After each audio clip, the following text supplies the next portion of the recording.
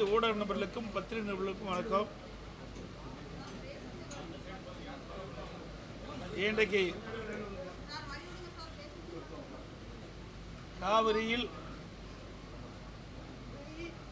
காவிரியின் குறுக்கே கர்நாடக அரசு மேகதாது அணை கட்டுவது குறித்து பல்வேறு விமர்சனங்கள் பத்திரிகையிலும் ஊடகத்திலும் வந்து கொண்டிருக்கின்றன. அனைத்து இந்திய அண்ணா திராவிட முன்னேற்ற கழக அரசு இருக்கின்ற காலகட்டத்திலேயே, அதாவது 2018ஆம் ஆண்டே உச்ச நீதிமன்றம் காவிரி நதிநீர் பிரச்சனை குறித்து தெளிவான தீர்ப்பை வழங்கியுள்ளது. அந்த தீர்ப்பின்படி கர்நாடக அரசு ஒவ்வொரு ஆண்டும் தமிழ்நாட்டிற்கு உச்ச நீதிமன்றம் அளித்த தீர்ப்பின்படி மாதாந்திர வாரியாக கர்நாடக அணையிலிருந்து காவிரியில் தண்ணீர் திறக்கப்பட வேண்டும். ஆனால் உச்ச நீதிமன்றம் தீர்ப்பு வழங்கிய பிறகும் கர்நாடக அரசு ஒவ்வொரு ஆண்டும் குறிப்பிட்ட காலத்தில் காவிரியில் தண்ணீர் திறப்பதில்லை. தமிழ்நாடு அரசு ஒவ்வொரு ஆண்டும் கர்நாடகத்திலே வாதாடி போராடித்தான் தண்ணீரை கர்நாடகத்திலிருந்து தண்ணீரை பெறக்கூடிய நிலை இருந்து வருகிறது. தற்போது புதிதாக கர்நாடகத்திலே முதலமைச்சராக பொறுப்பேற்றுள்ள முதலமைச்சர் அவர்கள் மேகதாதிலே அணை கட்டியே தீர வேண்டும் என்று பத்திரிகையிலும் ஊடகத்திலும் செய்தி வெளியிட்டுள்ளார்கள். இது வன்மையாக கண்டிக்கத்தக்கது. இது குறித்து நான் 31/7/2026 என்று ஒரு தெளிவான அறிக்கையை நான் வெளியிட்டிருக்கின்றேன். மேகதாது காவிரியின் குறுக்கே மேகதாதில் அணை கட்டப்பட்டு விட்டால் டெல்டா மாவட்டம் பாலைவனமாகிவிடும். தமிழகத்தில் 20 மாவட்டத்திற்கு காவிரி நீர் குடிநீர் ஆதாரமாக விலகிக் கொண்டிருக்கின்றது. இப்படி இருக்கின்ற இந்த சூழ்நிலையில் கர்நாடகத்தில் புதிதாக பொறுப்பேற்றுள்ள முதலமைச்சர் அவர்கள் 2 மாநிலத்திற்கும் நல்லுறவுகளை சிதைக்கின்ற விதமாக இப்படி கருத்தை வெளியிடுவது கண்டனத்துக்குரியது. அதோடு இன்றைக்கு தமிழ்நாட்டில் புதிதாக அமைந்துள்ள தமிழக வெற்றி கழகம் ஆட்சி அமைந்திருக்கின்றது.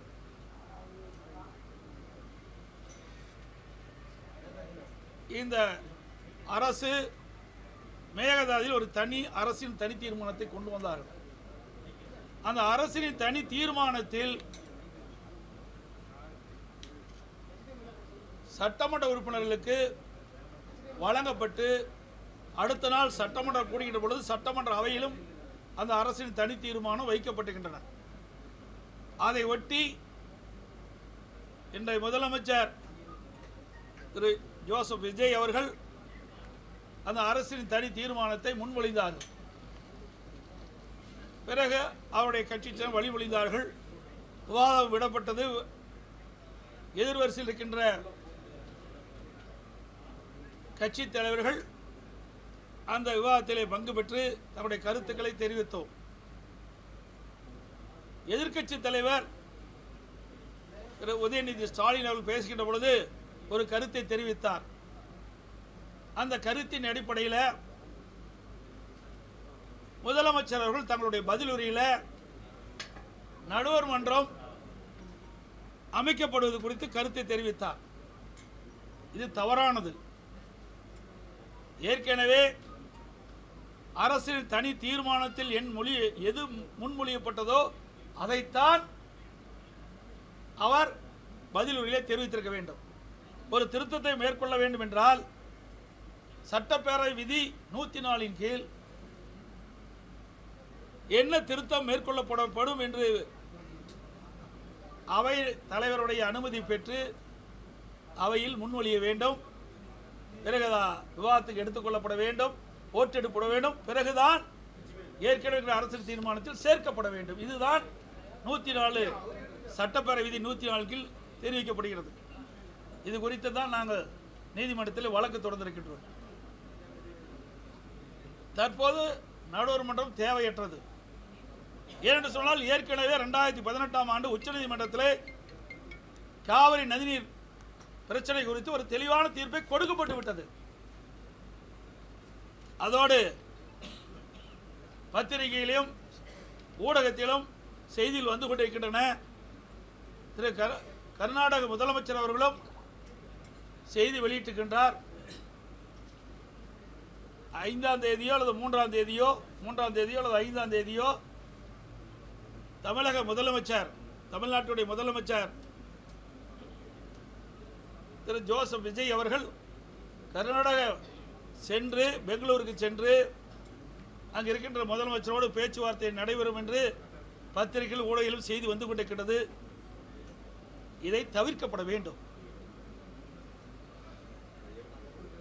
இன்றைக்கு கர்நாடக முதலமைச்சர் தமிழ்நாட்டிலிருந்து வருகின்ற முதலமைச்சரை நாங்கள் வரவேற்போம், அவருக்கு உண்டான மரியாதையெல்லாம் கொடுப்போம். அதோடு தயாராக ஒரு ஹெலிகாப்டரை தயார் செய்து வைத்திருக்கின்றோம்.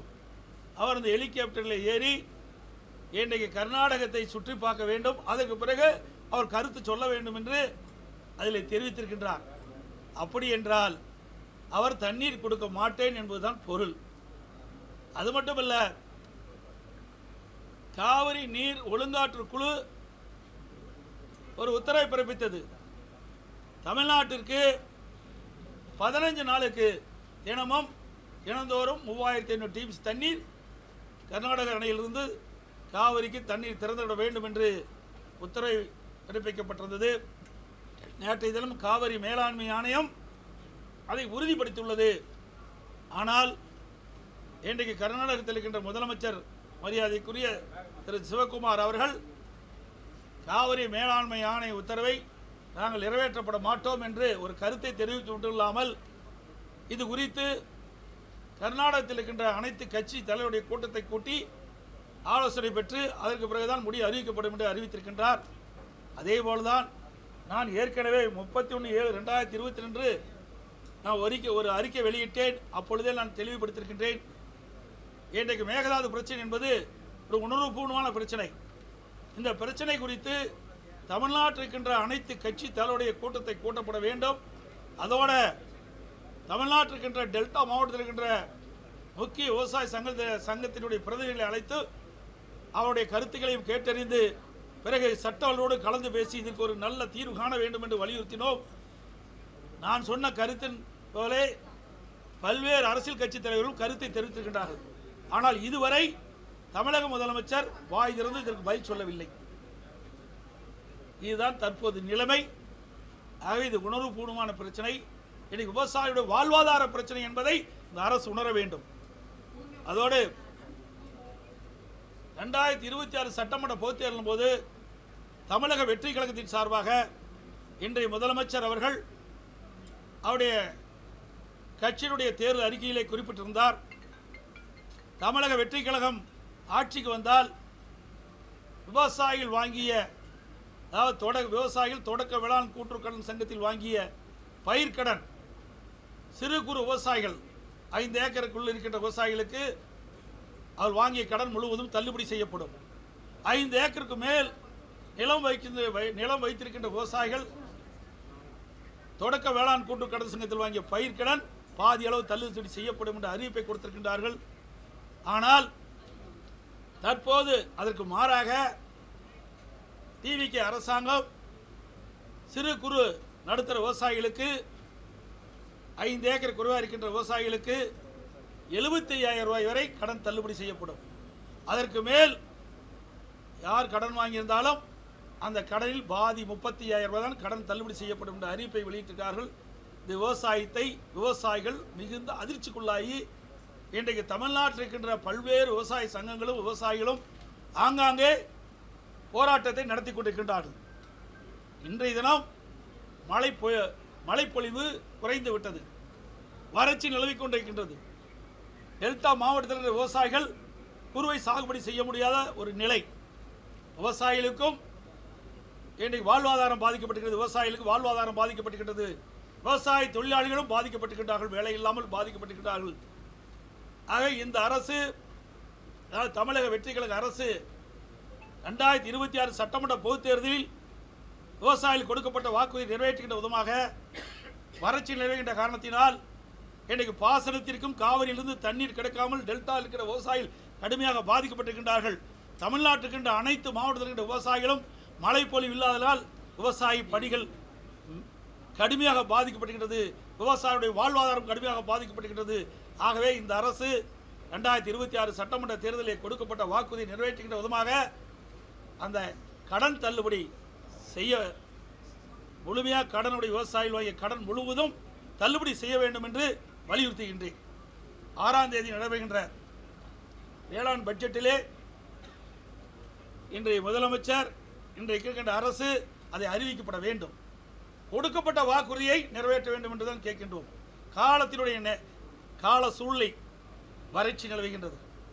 வறட்சியால் விவசாயிகள் விவசாயம் செய்ய முடியாது, போதிய தண்ணீர் கிடையாது. டெல்டா மாவட்டத்திலே தண்ணீர் இல்லாத காரணத்தினாலே விவசாயிகள் பயிர் சாகுபடி செய்ய முடியவில்லை. தமிழகம் முழுவதும் மழை பொழிவு இல்லாத காரணத்தினாலே இன்றைக்கு கடுமையாக விவசாயிகள் பாதிக்கப்பட்டிருக்கிறார்கள். இதையெல்லாம் கருத்திலே கொண்டு இந்த அரசு வேளாண் பட்ஜெட் 6ஆம் தேதி வருகின்றது. அந்த வேளாண் பட்ஜெட்டிலே கடன் தள்ளுபடி செய்கின்ற அறிவிப்பை வெளியிடப்பட வேண்டும். அப்படி வெளியிடப்படவிட்டால் தமிழ்நாடு தழுவிய மிகப்பெரிய விவசாயிகளுடைய ஆதரவை திரட்டி கடன் தள்ளுபடி செய்கின்ற ஒரு நோக்கத்தோடு அனைத்து இந்திய அண்ணா திராவிட முன்னேற்ற கழகம் சார்பாக மாபெரும் கண்டன ஆர்ப்பாட்டம் தமிழ்நாடு முழுவதும் அனைத்து மாவட்டங்களிலும் நடைபெறும். காவிரி மேலாண்மை விவரத்தில் சிவகுமார் இப்போ ஆலோசனை மேற்கொண்டு இந்த 3500 கனஅடி பாதி நாளைக்கு கொடுக்க முடியாதுங்கிற மாதிரி மேல்முறையீடு பண்றாங்க இந்த தீர்ப்பு அப்படின்னு சொல்லி எங்க மேல்முறையீடு செய்வாரு அவர்? நீதிமன்றத்தில் காவிரி மேலாண்மை வாரியத்தில் காவிரி மேலாண்மை சொல்லிட்டு நேற்று காவிரி மேலாண்மை தெளிவுபடுத்தி விட்டது. காவிரி நீர் ஒழுங்காற்று குழு அறிவிக்கப்பட்டவாறு காவிரி மேலாண்மை ஆணையம் கர்நாடக அணையிலிருந்து, கர்நாடக மாநிலத்தில் உள்ள அணையிலிருந்து 15 நாட்களுக்கு தினந்தோறும் 3500 கனஅடி தண்ணீர் திறந்து விட வேண்டும் என்று ஆணையம் தெளிவான உத்தரவை பிறப்பிக்கப்பட்டுள்ளது.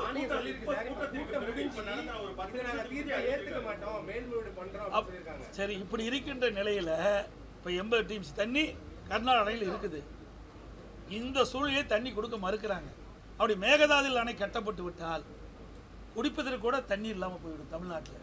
அதனால தான் நாங்கள் சொல்கிறோம், சட்ட ரீதியாக ஏற்கனவே உச்சநீதிமன்றம் அளித்த தீர்ப்பின்படி காவிரியின் குறுக்கே எந்த ஒரு திட்டத்தை நிறைவேற்றப்பட வேண்டும் என்றாலும் கீழ்ப்படுகை மாநிலத்துடைய அனுமதி இல்லாமல் மேல்படுகை மாநிலம் எந்த ஒரு திட்டத்தை மேற்கொள்ளக்கூடாது என்று தெளிவான தீர்ப்பை உச்சநீதிமன்றம் வழங்கி இருக்கின்றது.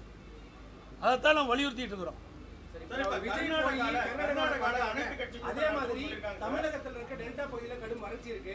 அவர் கர்நாடக முதலமைச்சரை கூப்பிட்டு வந்து விஜய் இந்த மாதிரி இது எதுக்கு தேவை?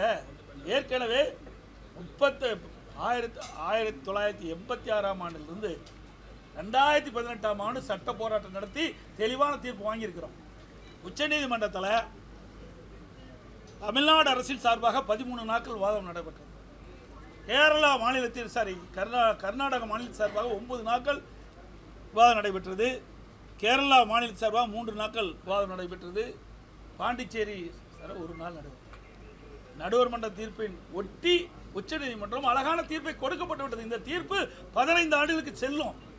அப்படி இருக்கின்ற பொழுது ஏன் மீண்டும் மீண்டும் இந்த பிரச்சனையை உருவாக்கி கொண்டு இருக்க வேண்டும்? இன்றைக்கு கர்நாடகத்தில் இருக்கின்ற யார் முதலமைச்சராக வந்தாலும் தமிழ்நாட்டிற்கு தண்ணீர் கொடுக்க மறுப்பது வன்மையாக கண்டிக்கத்தக்கது.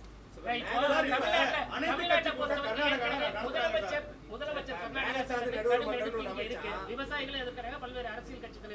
இப்ப சிவகுமார் அங்க முதலமைச்சர் என்ன இப்ப வர வேண்டாம், அவரு வேற தேதியில ஒத்தி வச்சுக்கலாம் அப்படிங்கிற மாதிரி ஒரு தகவலை சொல்லியிருக்கிறாரு. அதாங்க நாங்களும் சொல்றோம், நான் மட்டும் சொல்லல. இன்றைக்கு தமிழ்நாட்டில் இருக்கிற விவசாய சங்க தலைவர்களும் அதான் சொல்றாங்க, பல எதிர்கட்சிகளும் அதான் சொல்லுது.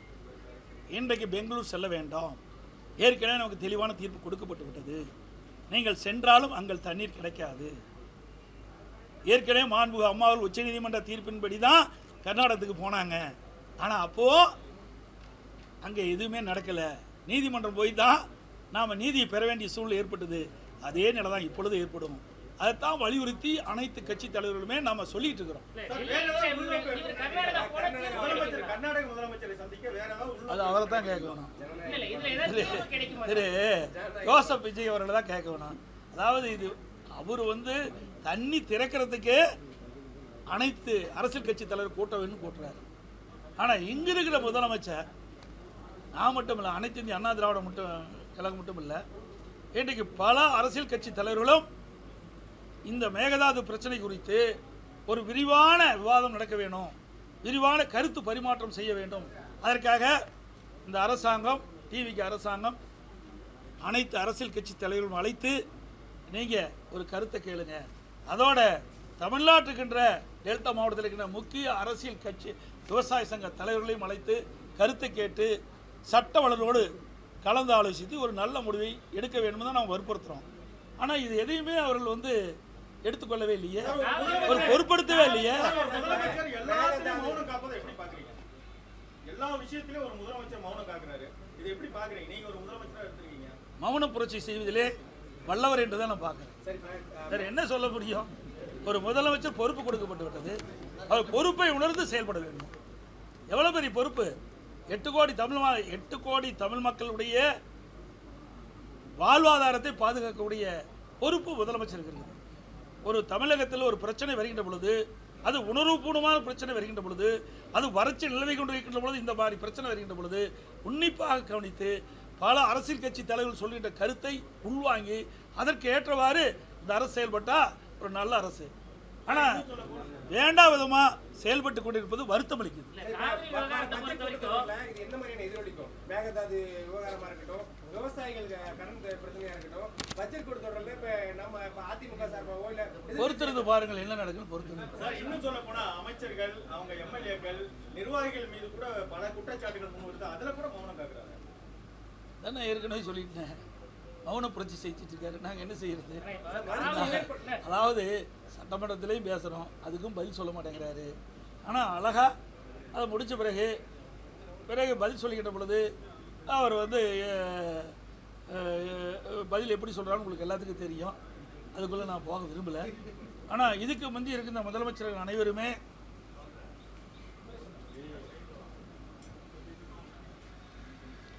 இப்போ தமிழ்நாடு முதலமைச்சர்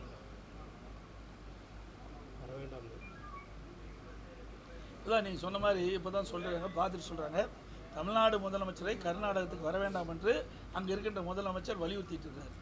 என்ன அவருக்கு இருக்கிறது கூட இவருக்கு இல்லை என்பது தான் எனக்கு வருத்தம் அளிக்குது. ஏன்னா இது சரியாக தவறோ நமக்கு ஒரு தீர்ப்பு கொடுக்கப்பட்டு விட்டது. 15 ஆண்டுகளுக்கு இந்த தீர்ப்பு உச்சநீதிமன்றம் காவிரி நதிநீர் பிரச்சனை குறித்து தெளிவான தீர்ப்பு கொடுக்கப்பட்டு விட்டது. இந்த தீர்ப்பு 15 ஆண்டுகள் நடைமுறையில் இருக்குன்னு சொல்லிவிட்டது. அதுக்கு மேலே நம்ம ஏன் அதையும் சொல்லிட்டு இருப்போம் எனக்கு ஒன்றும் புரியல. எப்பவுமே கர்நாடகாவில் இருக்க அரசியல் கட்சிகள் எல்லார்கிட்டையும் ஒரு ஒற்றுமை இருக்கு. இங்க தமிழ்நாட்டில் அப்படி இருக்கிறது இல்லை அப்படின்னு விவசாயிகள் சொல்லக்கூடிய ஒரு குற்றச்சாட்டாவே இருக்கு. இது எப்போ சரியாகும்? அதாவது அம்மா இருக்கும்போது சரி, நாங்கள் இருக்கும்போது அனைத்து இந்திய அண்ணா திராவிட முன்னேற்ற கழகத்தை பொறுத்த வரைக்கும் இப்படி ஒரு உணர்வுபூர்வமான பிரச்சனை, சென்சிட்டிவ் பிரச்சனை வரும்போது அனைத்து கட்சி தலைவர்களும் அழைத்து பேசி ஒரு தீர்வு காணுவோம். இதுக்கு முந்தைய அப்படித்தான் நடந்தது. ஆனால் இந்த அரசு ஏன் மறுக்குதுன்னு எங்களுக்கு தெரியல. நீதிமன்ற அவமதிப்பு, காவிரி தீர்ப்பு அவமதிப்பு தொடர்றதுக்கு அனைத்து கட்சியும் வலியுறுத்துவீங்களா? நீங்க தமிழக அரசுக்கு வலியுறுத்த வாய்ப்பு இருக்கா? சார், அதான் அனைத்து கட்சி கூட்டத்தை கூட்ட மாட்டேங்கிறாரு. அப்புறம் எங்கே போய் வலியுறுத்த முடியும்? கூட்டினா தானே அடுத்த பிரச்சனைக்கு போக முடியும். சார், இப்போ நெல் விளைச்சல் குறைவால் ஏற்கனவே இப்போ ஒரு 30 ரூபா வரலாம் ஒரு கிலோ அரிசிக்கு விலை ஏறி இருக்கு சார். இன்னும் குறுவை சாகுபடி நமக்கு குறைய வாய்ப்பு இருக்கு. இந்த மாதிரி நிலையில பல்வேறு அந்த நெல் ஆலைகள்லாம் மூடப்பட்டிருக்கு. இப்போ என்னதான் பண்ணுவாங்க சார் இந்த தமிழக அரசு? இந்த கேள்வி அவருக்கு தான் கேட்கணும். என்ன பண்ணிருக்கீங்க? இப்போ நாங்கள் இது மாதிரி விட மாட்டோம் சார். வறட்சி வருகின்ற பொழுது அந்த வறட்சியை எப்படி கையாள வேண்டும், அந்த வறட்சியால் மக்கள் எப்படி பாதிக்கிறாங்க, விவசாயிகள் எப்படி பாதிக்கிறாங்க, விவசாய தொழிலாளர் எப்படி பார்க்குறாங்க, பொதுமக்கள் எப்படி பாதிப்பாங்க, இதையெல்லாம் கண்டறிந்து அதற்கு தேவையான முன்னேற்பாடு நடவடிக்கை நாங்கள் எடுப்போம். இதே 2014 வறட்சி வந்தது. இப்படி வறட்சி வருகின்ற பொழுது எந்தெந்த மாவட்டத்தில் வறட்சி அதிகமாக பாதிக்கிறது, எந்தெந்த மாவட்டத்தில் நிலத்தடி நீர் குறைவாக இருக்கின்றது, எந்தெந்த மாவட்டத்தில் குடிநீர் பிரச்சனை ஏற்படுது, இதையெல்லாம் ஆய்வு செய்து அதற்கேற்றவாறு நாங்கள் நடவடிக்கை எடுத்தோம். இன்றைக்கி சென்னை மாநகரத்தில் தண்ணியே இல்லாமல் இருந்தது, நாங்கள் ரயிலில் கொண்டு போய் தண்ணி கொடுத்தோம். இன்றைக்கும் அதே மாதிரி வரப்போகுது. ஆனால் இந்த அரசு கும்பகாரன் போல் தூங்கிட்டு இருக்கு. அடுத்து இன்னொரு பிரச்சனை இந்த மின்கட்டணம் கண்ணாபின்னான்னு ஏறிட்டு இருக்கு. படிப்புல 151 சீட்டு நம்ம இழந்திருக்கோம். அதுக்கு அந்த தலைமை நீதி வழக்கறிஞர் நியமிக்காத ஒரு காரணம்னு சொல்றாங்க.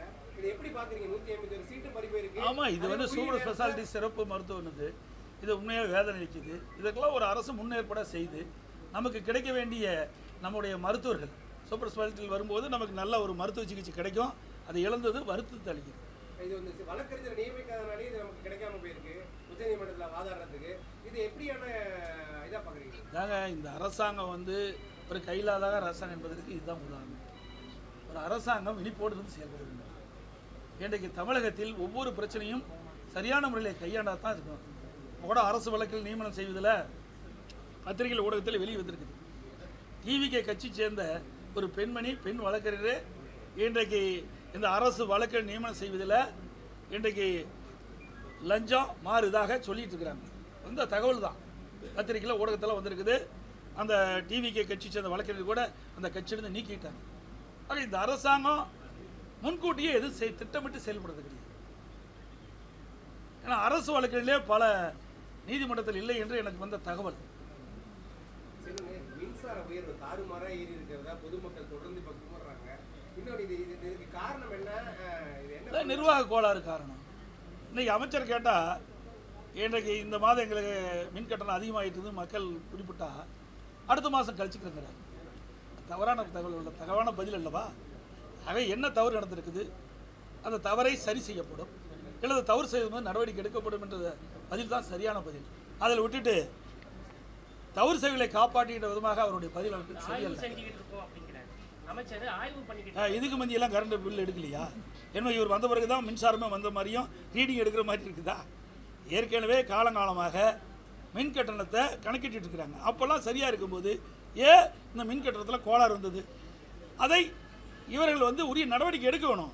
அதுக்கு பதிலாக நீங்கள் அதிகமாக பணம் கட்டியிருக்கிறீங்க, மின் கட்டணம் அதிகமாக கட்டியிருக்கீங்க, அடுத்த மாதம் அதை கழிச்சிக்கலான்னு சொன்னால் அது எப்படியான பொருத்தமான பதிலா? சரியில்லாத பதில். அனைத்து ஊடகங்களுக்கும் பத்திரிகைகளுக்கும் நன்றி, வணக்கம்.